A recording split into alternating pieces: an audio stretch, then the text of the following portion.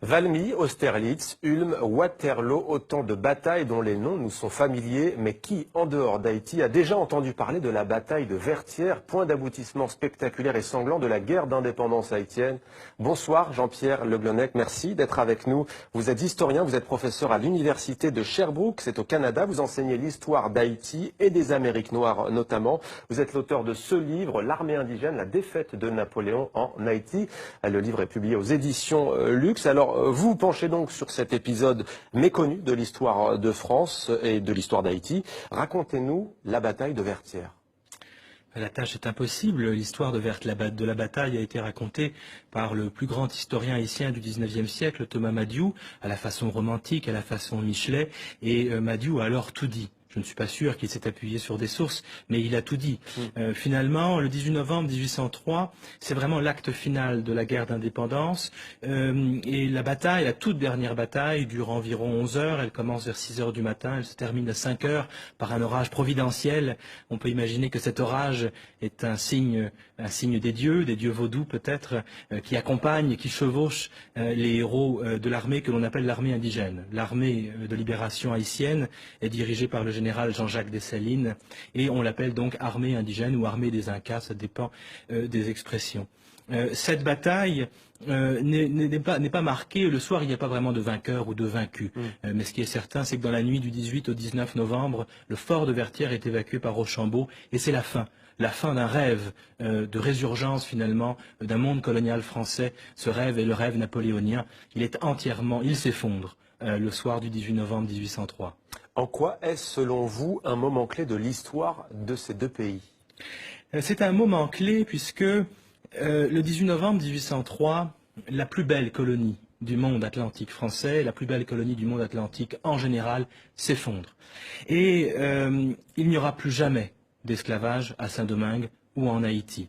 Donc c'est un moment très important pour l'histoire d'Haïti et pour l'histoire de France, mais aussi pour l'histoire du monde moderne, puisque ce qui se passe ce soir-là, c'est toute l'idée esclavagiste, et c'est le dogme de la race, qui est battu en brèche par des citoyens, et aussi des citoyennes, puisque les femmes sont présentes sur la scène le jour de la bataille.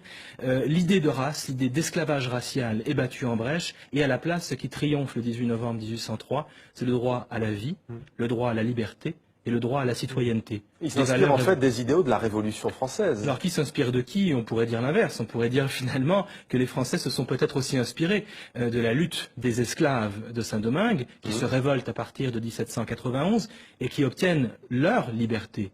Ils n'attendent pas qu'on leur donne la liberté.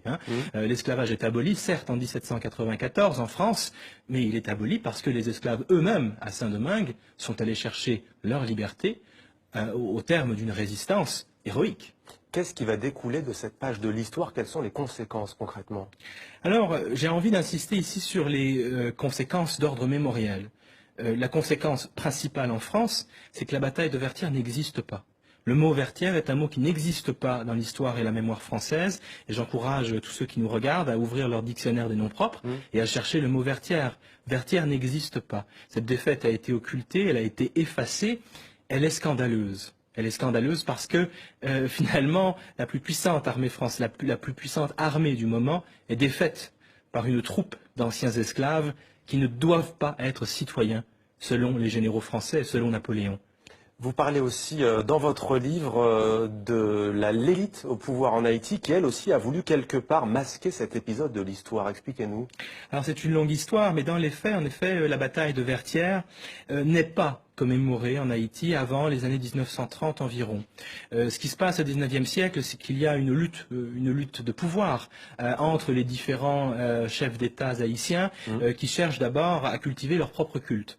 Donc évidemment, vous comprendrez bien qu'il est difficile de faire une place à des héros ordinaires comme les héros de la toute dernière bataille de la guerre d'indépendance si tous les chefs d'État cherchent d'abord à entrer eux-mêmes dans le panthéon haïtien.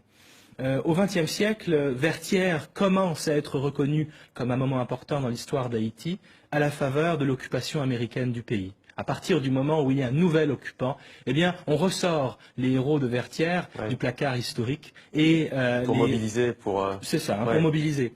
Mais Vertières est un symbole de résistance populaire, encore aujourd'hui en Haïti. Oui. Alors justement, beaucoup d'Haïtiens ont connaissance de cette histoire et ils pensent, et pas seulement d'ailleurs les Haïtiens, que ce pays continue de payer aujourd'hui le prix de son indépendance.